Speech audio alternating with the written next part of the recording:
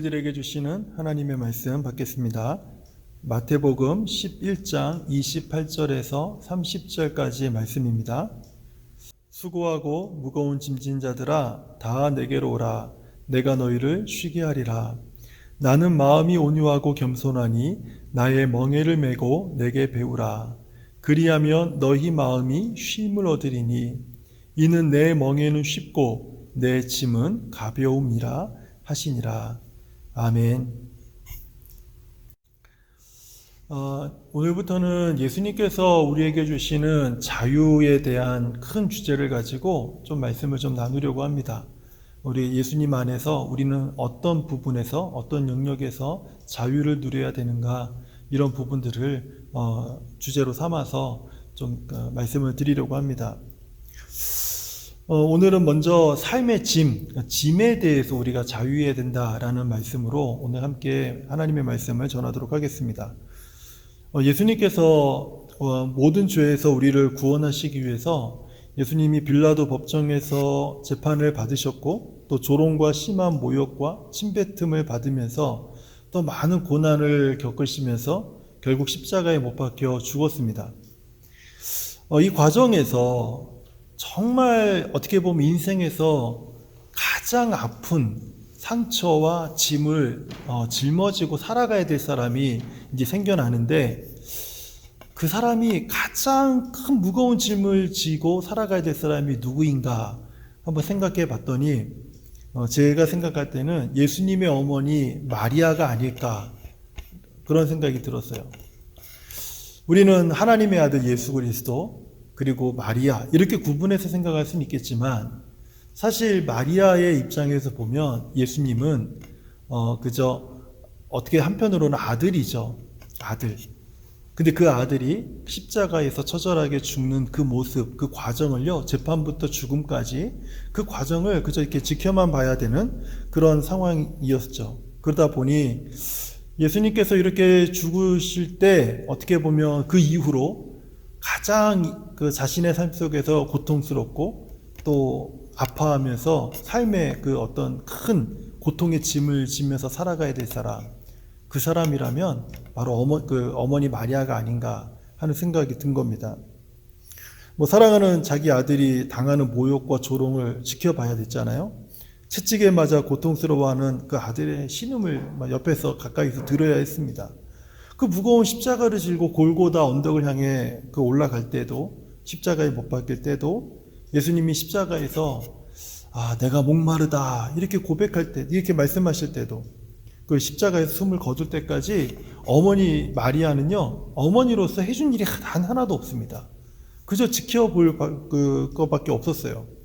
하지만 그 정말 어머니의 마음이라면 어떻겠습니까? 막 아들이 막 억울한 그 말을 들으면 변호해주고 싶지 않았겠어요? 채찍에 맞아서 막 살이 갈라지고 터지고 막 찢어지면 달려가서 그 살들을 좀 어루만져주고 싸매어주고 막 그러고 싶지 않았겠냐고요. 가시면류관을 쓰셨을 때 얼굴에 막 피가 흐르고 피범벅이 됐을 때 그 피를 닦아주고, 그리고 무거운 십자가를 지고 막 갈 때 그 옆에서 거들어주고 싶은 그런 심정이 옆에서 지켜보고 있는 그 어미의 심정이 아니었겠나 하는 거예요. 그 아들이 십자가에 못 박는 로마 병정들 막 이제 십자가에 못 박아서 하려고 할 때 막 가로막아서 안 된다고, 내 아들 그렇게 못 박을 수 없다고, 아무 죄도 없다고 막 가로막고 싶지 않았겠냐는 거예요. 이 사랑하는 아들이 가장 악한 죄인으로 이제 그 사회에서 낙인이 찍혀서 십자가에 죽을 때까지 이 마리아는요, 어머니로서 지금으로 말하면 그 흔한 1인 시위조차 제대로 한번 못 해보고 그저 바라볼 수밖에 없었던 사람이 그 어머니였다라는 거예요. 이런 어머니가 짊어져야 하는 이 삶의 고통과 괴로움의 짐이 얼마나 무겁겠습니까? 얼마나 무겁겠어요. 자기 자식을, 자기 아들을 그렇게 죽어가는 자기 아들을 지켜만 보고 아무것도 해줄 수 없는 이 어미의 마음이 얼마나 찢어지겠냐는 거예요. 그리고 이후로부터 이 어머니의 마음이 삶이 어떻게 그 편안한 삶을 살 수 있겠어요? 어떻게 이 일로부터 그 평생 동안 마음이 평안하게, 자유롭게 그 자유로운 마음을 가지면서 살 수 있겠냐는 거예요. 하지만 이제 3일 후에 예수님께서 부활하셨다라는 소식이 마리아에게 들리죠. 그 무덤은 비었고 죽음을 이기고 예수께서 부활하셨다는 소식이 들린 겁니다. 그리고 부활하신 예수님이 어머니 마리아에게 나타나셨어요. 어머니 마리아에게 그 모습을 보였어요.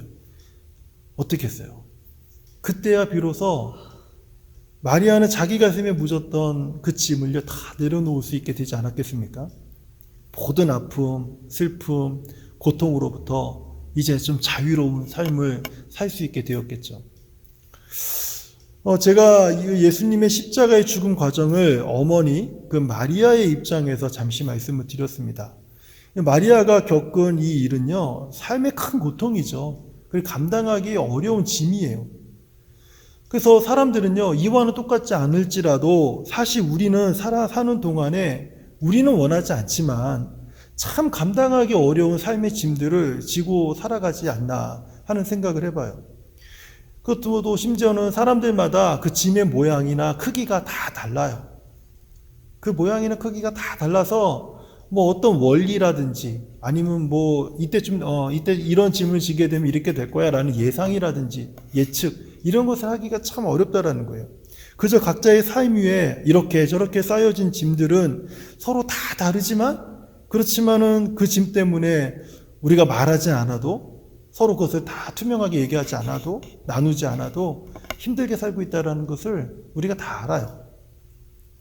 그 맥스 루케이도 목사님은요 우리 삶 속에서 짊어지고 있는 이런 짐들에 대해서 참 재미있게 하지만 의미 있게 어떤 표현한 글을 쓰셨어요.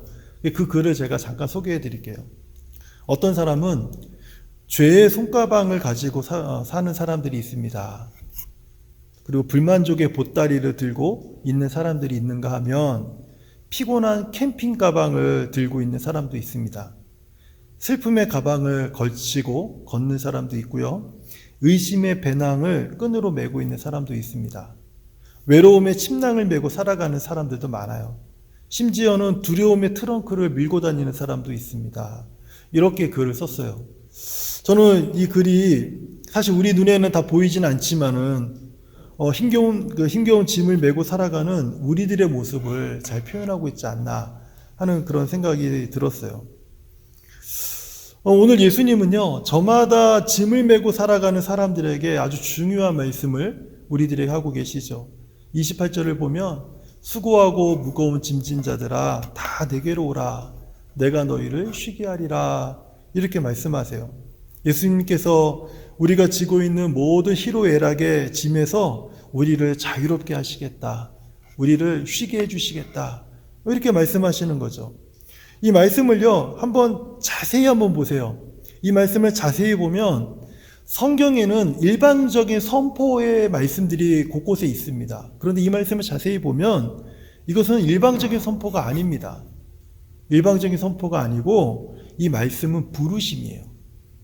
짐진 자들을 향한 예수님의 부르심이에요. 무거운 짐을 지고 인생을 살고 있는 사람들을 향해서 예수님이 그들을 부르는 소리입니다. 그렇기 때문에 28절은요, 예수님의 부르심이에요. 예수님께서는 무거운 짐을 지는 사람들을 이렇게 부르셨는데 그 부르시는 이유가 무엇입니까? 모든 수고의 짐으로부터 참 자유를 주시겠다. 이게 예수님이 짐을 지고 가는 사람들을 부르시는 그 이유라는 거예요. 이 부르심을 따라서 예수님 앞에 나아오는 모든 사람들은요, 자신을 수고롭게 만들고 나의 삶을 버겁게 하고 고통스럽게 했던 그 모든 짐에서 벗어나 자유를 얻게 될 것이다. 그것을 이제 말씀하는 것이죠. 하지만 이 말씀을 좀 주의 깊게 보시는 분들은요, 성경을 좀 주의 깊게 세밀하게 보시는 분들은 다음 구절 29절을 보면서 28절은 쉽게 이해가 되는데 그 다음에 나오는 29절 이건 뭐지? 이런 의문을 가질 수가 있어요. 29절은요, 나는 마음이 온유하고 겸손하니 나의 멍에를 메고 내게 배우라. 그리하면 너희 마음이 쉼을 얻으리니. 이 말씀을 보면 그럼 예수님의 말씀은 우리를 부르셔서 내가 힘들어하는 짐을 벗어놓고 멍에를 메라는 뜻인가? 그럼 좀 곤란하지 않나요? 짐을 내려놨는데 다시 또 멍에를 매라는 거예요. 그래, 이 말씀이 조금 좀 살짝 이상한 뉘앙스로 우리에게 다가올 수가 있다라는 거죠. 충분히 그렇게 생각할 수가 있어요. 그래서 오늘 말씀은요, 28절만 기억해서는 안 됩니다. 28절 읽고 29절에서 헷갈리면 또 안 돼요. 그래서 28절부터 30절까지 다 온전히 읽어야지만 이 말씀을 잘 우리가 바르게 이해할 수 있다라는 거예요. 28절은요, 예수님의 부르심과 그 부르심의 이유가 기록되어 있는 구절이에요. 28절은. 수고하고 무거운 짐진 자들아 다 내게로 오라. 내가 너희를 쉬게 하리라. 부르시잖아요. 그리고 부르시는 이유가 이 28절에 있죠. 29절은 우리의 짐을 내려놓을 방법에 대해서 말씀하고 있습니다. 나는 마음이 온유하고 겸손하니 나의 멍에를 메고 내게 배우라. 그리하면 너희 마음이 쉼을 얻을 것이다. 그 방법에 대해서 말씀하고 있고 30절은 그 방법을 제시하신 그 목적을 설명하고 있습니다. 이는 내 멍에는 쉽고 내 짐은 가벼움이니라. 이렇게 우리가 구분해서 우리가 이 말씀을 이해할 수 있다는 거예요. 이것을 우리가 구체적으로 이해하려면 먼저 성경에서 말씀하고 있는 이 짐이 무엇인지를 좀 우리가 이해할 필요가 있습니다. 지금 제가 설교를 우리 성도님들에게 이렇게 하고 있잖아요. 근데 만약에 예수님 당시에 제가 예수님이라면, 그리고 이 말을 듣는 사람들 누구겠습니까? 유대인들이겠죠. 그렇죠? 유대인들을 향해서 예수님이 이렇게 말씀하시는 거예요. 수고하고 무거운 짐진 자들아 다 내게로 오라. 이렇게 말씀하셨을 때 우리 성도님들은 짐 그러면 어떤 게 먼저 딱 떠오르세요? 짐. 아마 한국적인 문화와 사고 속에서 짐, 러기지라든지 아니면 등에 짐을 메고 있는 어떤 짐 보따리 이런 것들이 먼저 떠오를 수 있잖아요. 그렇다면 예수님 당시에 예수님께서 유대인들을 향해 앉혀놓고 수고하고 무거운 짐진 자들아 이렇게 말했을 때 유대인들에게는 제일 먼저 떠오르는 짐에 대한 의미가 무엇일까요? 우리처럼 똑같은 짐 보따리 뭐 이런 것일까요? 보따리 이런 걸까요? 아니에요. 유대인들에게 있어서는 가장 먼저 떠오르는 게 뭐냐면 바로 율법이에요. 율법. 왜냐하면 유대인들의 삶 속에서 자신들을 가장 무겁게 하고 더 무겁게 하는 게 무엇이냐면 율법이었기 때문에 그래요. 삶의 짐, 인생의 짐을 심히 짐되게 하는 것. 그게 바로 유대인들에게 있어서 율법이었습니다. 그 율법을 짊어지고 살아가는 사람들이 당시의 유대인들이었기 때문에 짐 그러면 그 사람들은 율법이 먼저 딱 떠올라요. 왜 그렇습니까? 율법은요, 죄를 심히 죄되게 만드는 거예요. 삶을 심히 무겁게 만드는 거예요. 우리를 두려움을 더욱 두렵게 하게 만들고 그 율법 때문에 불안해지고 더 그 염려가 가중되어지는 그런 모습을 갖게 되는 거예요. 그렇기 때문에 유대인들에게 있어서는 제일 먼저 율법이 떠오르는 겁니다. 그래서 예수님께서 나의 멍에를 메고 내게 배우라라고 했을 때 멍에 딱 그러면 이 유대인들이 짐과 멍에 그러면 율법을 얘기하고 있구나 이렇게 먼저 생각이 든다는 겁니다. 이건 유대인들이 생각하는 짐이라고 우리가 1차적으로 이해를 하고요. 그럼 이제 2차적으로 성경에서 우리들이 이해하기 쉽게 성경에서 짐이다 할 때는 그것이 어떤 의미를 가리키는가 그것을 좀 한번 두 번째로 생각을 해볼게요. 시편 38편 4절이에요. 내 죄악이 내 머리에서 넘쳐서 무거운 짐 같으니. 무엇이 짐입니까? 내 죄악이. 우리가 사람들이 살면서 짓는 모든 그 무거운 죄악들, 크고 작은 모든 죄악들이 바로 우리 인생의 짐이라는 거예요. 시편 68편 19절입니다. 날마다 우리의 짐을 지시는 주 곧 우리의 구원의 하나님을 찬송할지로다. 이거는 인생의 모든 수고로움에 대한 짐을 이야기하는 것이죠. 고린도후서 5장 4절은요. 참으로 이 장막에 있는 우리가 짐진 것 같이 탄식하는 것은 벗고자 함이 아니요 오히려 덧입고자 함이니 죽을 것이 생명에 삼킨 바 되게 하려 함이라. 여기서 말하는 이 장막, 장막은요, 육신, 우리의 몸을 얘기하는 겁니다. 그래서 이것은요, 죽은 이후 내세에 대한 불안함, 죽음에 대한 그 두려움, 바로 그것을 의미하고 있어요. 베드로전서 5장 7절은요, 너희 염려를 다 주께 맡겨버리라. 우리들이 살면서 짊어지고 사는 짐 중에 하나가 또 염려이죠. 불안함이죠. 그래서 이 말씀들을 정리해 보면 모든 죄악과 인생의 모든 수고로운 짐들, 수고들, 그것이 짐이에요. 그리고 내세의 불안, 즉 죽음에 대한 불안, 그 두려움, 그것도 우리들의 짐이고, 삶의 모든 이런저런 이유로 생겨난 염려와 불안들, 이런 것들이 우리들이 살면서 짊어지고 살아가는 짐이다. 성경이 지금 이렇게 이야기를 하는 것이죠. 이 모든 것을 다 통틀어서 짐이다, 이렇게 이야기를 하는 거예요. 세상에 어떤 사람이 이런 짐들로부터 자유로울 수 있겠습니까? 아무도 없어요. 아무도 없어요. 놀랍게도 저 사람만큼은 정말 평안하고 행복하겠구나, 그렇게 생각되는 집들이 있지 않습니까? 그런 분들이 있잖아요. 근데 저도 한국에서 그런 분들 많이 봤는데, 신방을 가봤더니요, 말 못할 그 사정들, 평생 동안 가슴에 묻고 살아가야 될 삶의 아픈 이유들, 그분들이 다 하나 이상은 품고 사시더라고요.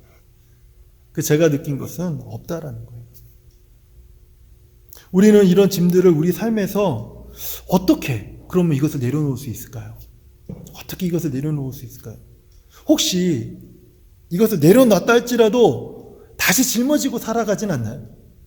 어떻게 해서 내려놨는데 얼른 또 집어들어서 다시 짊어지고 살아가는 그런 모습이 우리에게 더 많지 않나, 그런 생각도 해봅니다.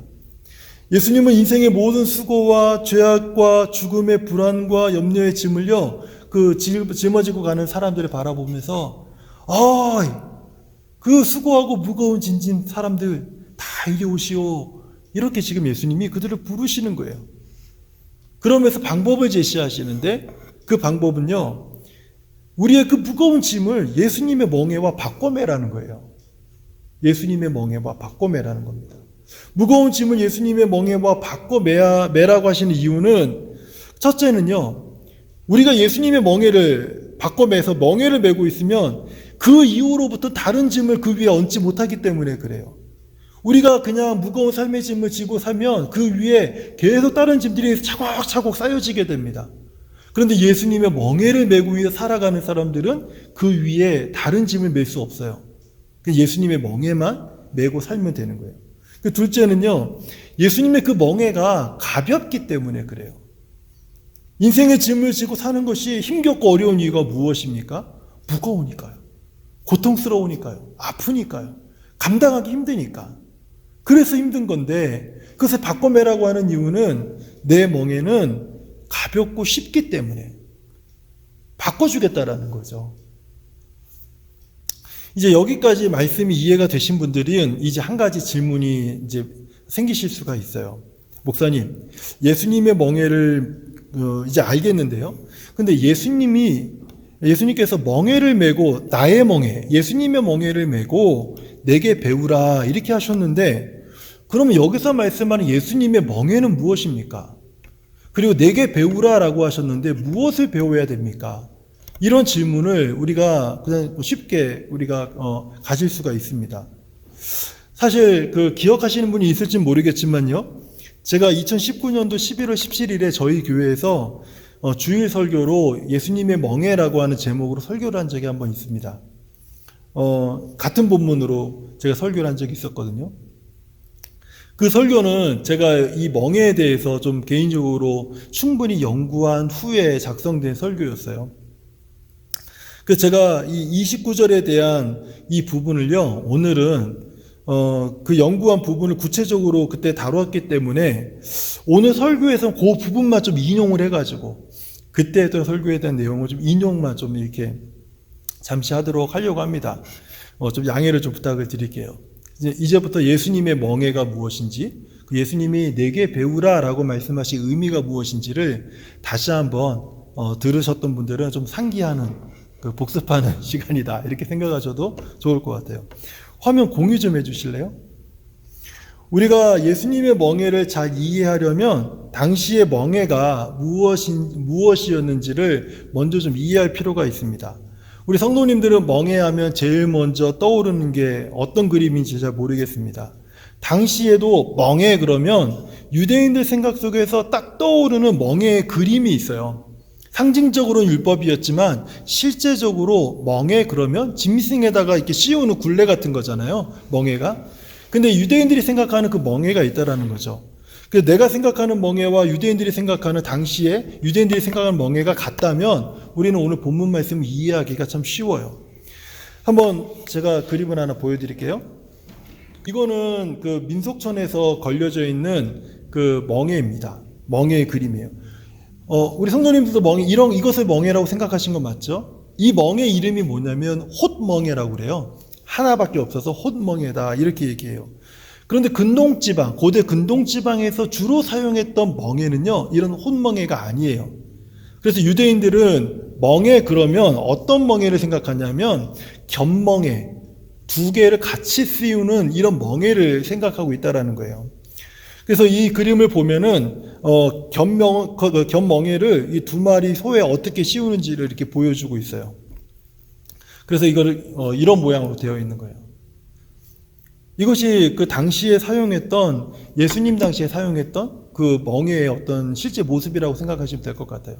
자, 그러면 예수님 당시에는요, 농부들은 이 견멍에를 어떻게 사용했는지를 한번 들어보세요. 두 가지 방법으로 이 견멍에를 사용해서 소들에게 굴레를 씌웠습니다. 첫 번째는요, 어린 소를요, 나이가 들고 경험이 많은 소와 함께 견멍에를 씌웠어요. 그 경험이 많은 소는 쟁기를 잘 다룹니다. 경험이 많기 때문에. 그리고 주인의 소리에 아주 반응을 기가 막히게 잘해요. 오른쪽으로 가자 하면 오른쪽으로 가고, 왼쪽으로 가자 하면 왼쪽으로 가고, 멈춰라 그러면 멈추고, 가자 그러면 가고, 아주 주인의 반응에 잘 그 경청을 해서 그대로 잘 순종을 합니다. 근데 이 어린 소는요, 그런 경험이 전혀 없는 거예요. 그래서 어린 소는 갈 때 가고 멈출 때 멈춰야 되는데 그저 그냥 제멋대로 자기가 하고 싶고 자기가 가고 싶은 방향으로 막 움직이는 거예요. 그러니까 오른쪽으로 가라면 왼쪽으로 가고 싶고, 왼쪽으로 가라 그러면 오른쪽으로 가고 싶고, 멈춰 그러면 가고 싶고, 가라 그러면 멈추고 싶고, 뭐 이러는 거죠. 그러면 그때마다 같은 멍에를 메고 있었던 경험이 많은 소가 힘으로 어린 소를 끌고 갑니다. 때로는 소리를 질러서 어린 소에게 방향을 가르쳐 줘요. 그리고 어린 소를 그런 식으로 이끌어 가면서 그 농부가 원하는 방향으로 이 쟁기를 이끌고 간다는 거예요. 근데 어린 소는 이런 과정을 통해서 무엇을 배우냐면요, 힘이 센 소, 주인의 소리, 그리고 힘이 센 소가 이끄는 방향으로 가는 순종을 배울 때까지 막 목이 끊어질 정도로 아픈 경험을 하게 된다는 거예요. 그리고 시간이 지나서 이 소가 경험이 많은 소에게 순종함으로 바꾸는 법을 배우게 됐을 때 더 이상은 고통받지 않는다는 거예요. 그때부터 쉽다라는 겁니다. 이것이 나의 멍에를 베고 내게 배우라라고 하는 첫 번째 그 교훈이에요. 두 번째가 있어요. 다른 하나는 이제 농부는 힘이 약한 소를 힘이 센 소와 같이 견멍에를 통해서 굴레를 씌운다는 거예요. 힘이 약한 소. 약간의 몸이 불편하거나 병이 들었거나 하지만은 그래도 쟁기를 그나마 좀 끌 수 있는 그런 소와 아주 힘이 강한 소와 함께 이렇게 멍에의 굴레를 씌운다는 겁니다. 그래서 그 소가 힘이 약해졌다고 농부는 버리지 않고요. 이렇게 해서 힘이 센 소하고 같이 붙여놓으면 이 힘이 약한 소가 힘이 센 소에게 막 끌려다니는 거예요. 그러면서 힘이 약한 소는요, 힘이 센 소를 의지하면서 자기가 낼 수 있는 힘보다도 더 큰 능력을 발휘하게 된다는 거예요. 이것이요, 내게 배우라 라고 하는 두 번째 의미입니다. 예수님께서는요, 우리가 마치 어린 소처럼 제멋대로 살려고 할 때 예수님께서는 경험이 많은 소처럼 우리를 지도하신다 라는 의미가 있는 거죠. 그리고 우리가 약하고 우리가 참 부족하고 연약하기 짝이 없지 않습니까? 우리의 인생의 그 암흑기에서 우리의 무능력하기 짝이 없는 우리 약함들을 한두 번씩은 다 경험했잖아요. 하지만 그런 시간에라도 예수님께서 마치 힘이 센 소처럼 우리를 이끌어 주시겠다, 우리를 인도해 주시겠다라고 하는 그런 의미가 이 안에 담겨져 있는 거예요. 그러므로 나의 멍에를 메고 내게 배우라 라고 하는 의미는요, 예수님께서 멍에를요, 자, 내 멍에는 쉽고 가벼우니까 얘다, 이 멍에 갖다 매라, 그리고 무거운 좀 내려놔라, 이런 의미가 아니라는 거예요. 멍에 한쪽은 이미 예수님이 고개를 집어넣고 이렇게 메고 계시고, 그리고 그 빈 곳에 이제 너도 나와 함께 이 멍에를 메자 라고 하는 그 의미가 이 안에 담겨져 있다라는 거예요. 그러니까 함께 이 멍에를 메고 내가 너를 도와주고 내가 너를 이끌어주고 내가 너를 인도해 주겠다라는 그 의미가 더 강하다라는 겁니다. 그러면 예수님은 경험이 많은 소처럼 내가 너의 삶의 방향을 지도해 줄게, 그것을 보여줄게, 인도해 줄게 라는 말씀이고, 힘이 센 소처럼 네가 약하고 부족할 때 내가 너의 의지가 되어줄게, 내가 너의 힘이 되어줄게, 내가 너의 능력이 되어줄게 라고 하는 그런 의미가 이 안에 포함되어 있다는 거예요. 저는 이제 오늘 존 버년이 쓴 철로의 역정이라는 책이 있거든요. 그 책에 보면 죄의 짐을 메는 크리스천이라는 사람이 나오는데, 그 사람의 이야기를 잠깐 말씀드리고 이제 오늘 말씀을 좀 마치려고 합니다. 이 소설의 그 주인공은 크리스천인데, 또 다른 어떤 책의 번역에 보면 기독도로 되어 있기도 해요. 근데 자기 죄의 짐을 잔뜩 짊어진 채 인생을 살아왔습니다.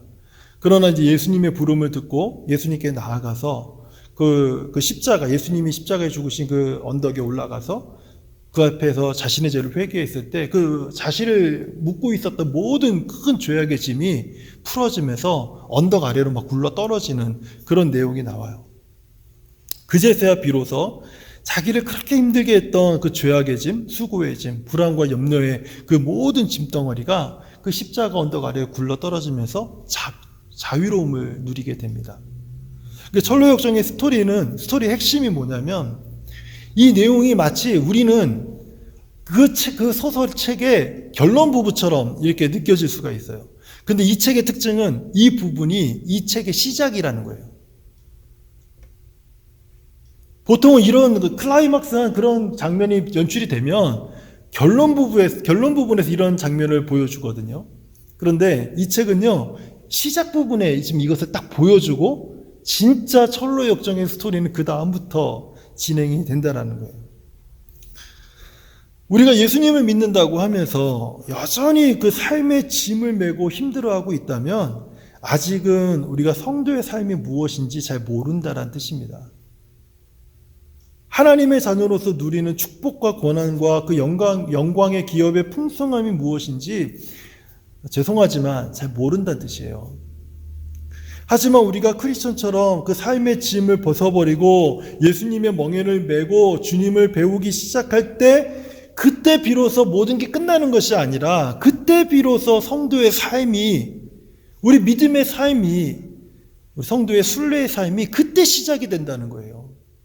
그때 시작이 된다는 거예요. 예수 믿고 변화돼서 막 기쁨과 성령이 충만한 분들이 있어요. 그게 끝인 줄 알아요.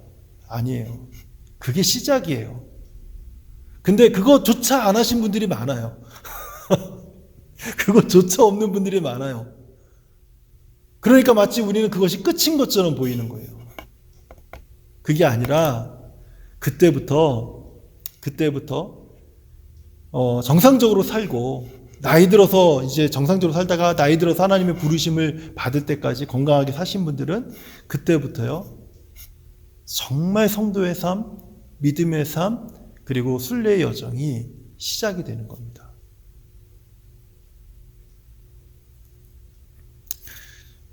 그러면 그때부터 우리는요, 하나님의 보호 아래서 우리가 경험하지 못했던 것들을 경험하게 돼요. 그때부터 지금껏 우리가 가보지 못한 곳에 가게 돼요. 내가 가고 싶어 가는 것이 아니라, 내가 계획했던 것이 아니라, 나는 전혀 계획은 안 했는데, 나는 내 인생에 이런 계획은 전혀 없었는데, 그런데 그곳에 가게 돼요. 그리고 그곳에서 전혀 알지 못했던 사람들을 만나고요. 그리고 그곳에서 정말 내 평생에 한 번도 꿈꾸지 못하고 계획하지 못했던 그런 일들을 경험하기 시작을 합니다. 하나님의 은혜와 보호 아래서.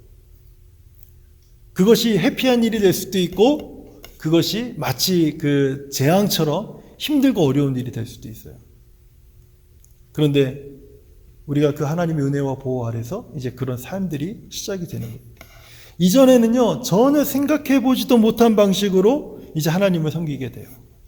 이전에는 내가 다 계산하고 이렇게 하고 저렇게 하고 막 계획도 세워보고 계산도 해보고 그러면서 내가 하나님을 섬기면서 신앙생활 하면서 잘하고 있구나 이렇게 생각했던 분들이 전혀 이전에 자기가 생각하지 않고 계산하지 않았던 방식, 살아왔던 방식이 아닌 전혀 다른 방식으로 삶을 살게 돼요.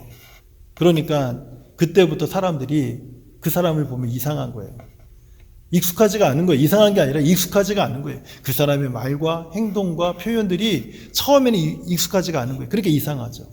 그런데 그것이 그 사람이 되어지기 시작했을 때, 그것이 그 사람의 모습으로 변화되기 시작했을 때, 무슨 말씀인지 아시죠?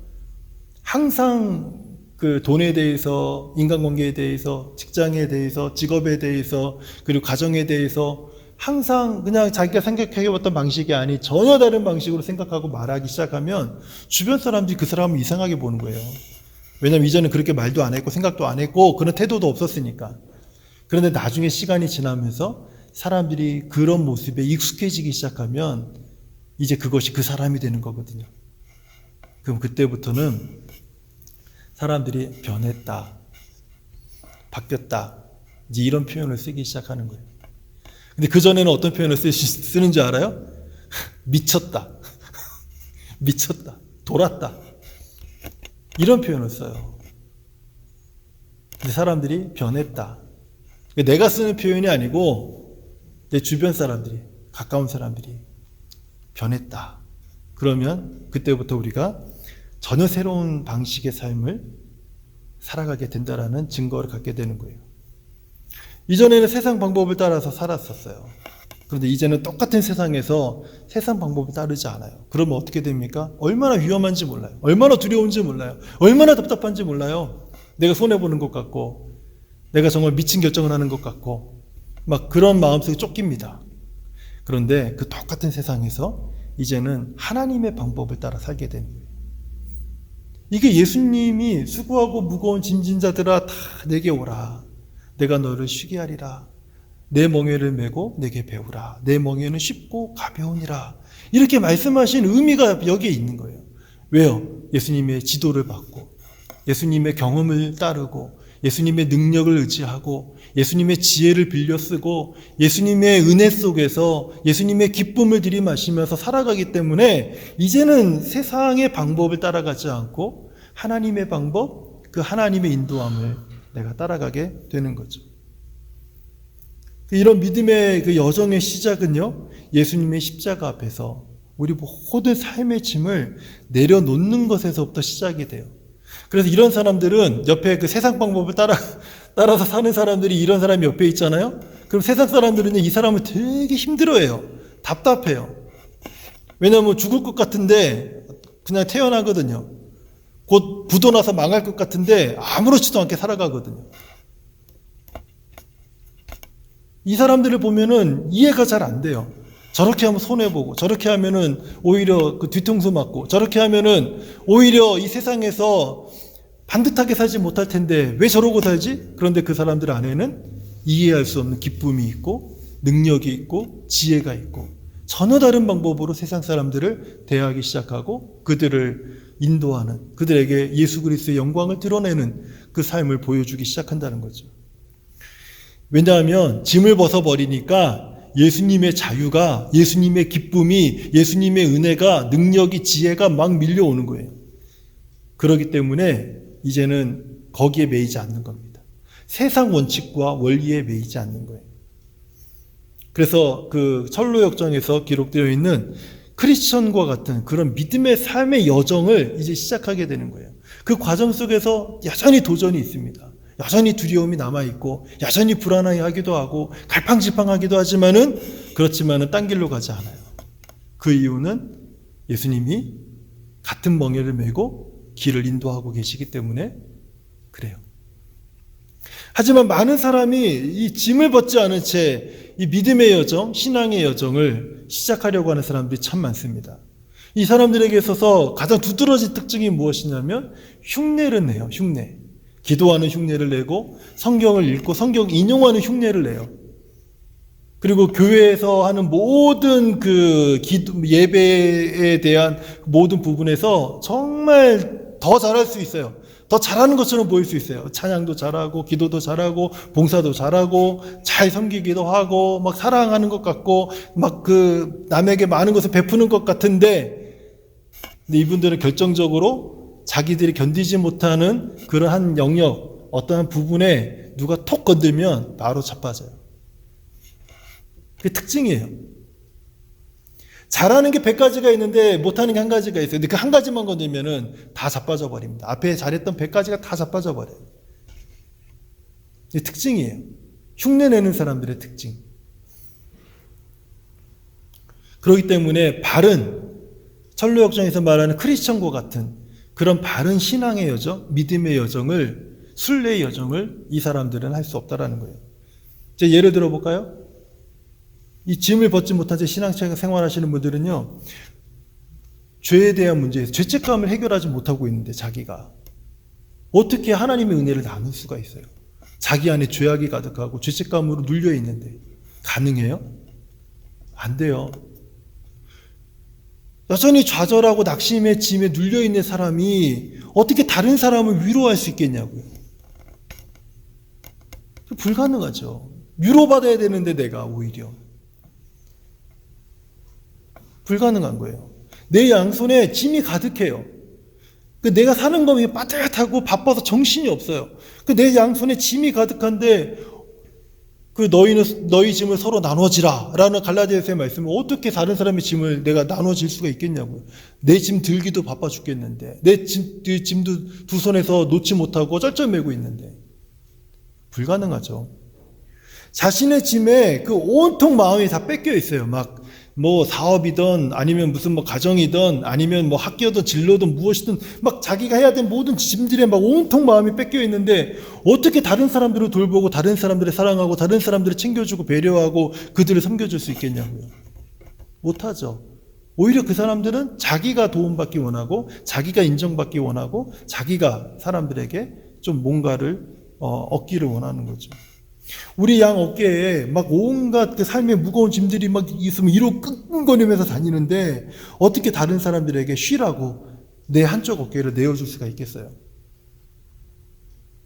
못하죠. 흉내는 낼 수 있지만 진짜 믿음의 여정, 그 성도의 삶은 살아갈 수 없다라는 거예요. 하지만 오늘 예수님의 부르심에 주님, 내 삶의 이 무거운 짐들을 크리스천처럼 저도 십자가 앞에 내려놓습니다. 그리고 내가 주님의 멍에로 갈아타고 싶습니다. 주님의 그 쉽고 가벼운 그 멍에로 갈아타서 내가 쉼을 누리겠습니다. 이 쉼 속에서 이제 다른 영혼들에 대한 하나님의 마음을 나눠줄 수 있는 여유가 생기는 거예요. 오늘 예수님의 부르심을 다시 한번 들어보세요. 수고하고 무거운 짐진 자들아 다 내게로 오라. 내가 너희를 쉬게 하리라. 이 부르심을 따라서 먼저 우리 삶의 짐을 예수 그리스도의 십자가 앞에 내려놓고 주님을 섬기면서 또 쉼을 누리는 저와 우리 모든 성도님들 되시기를 주의 이름으로 축원드립니다. 하나님 감사합니다.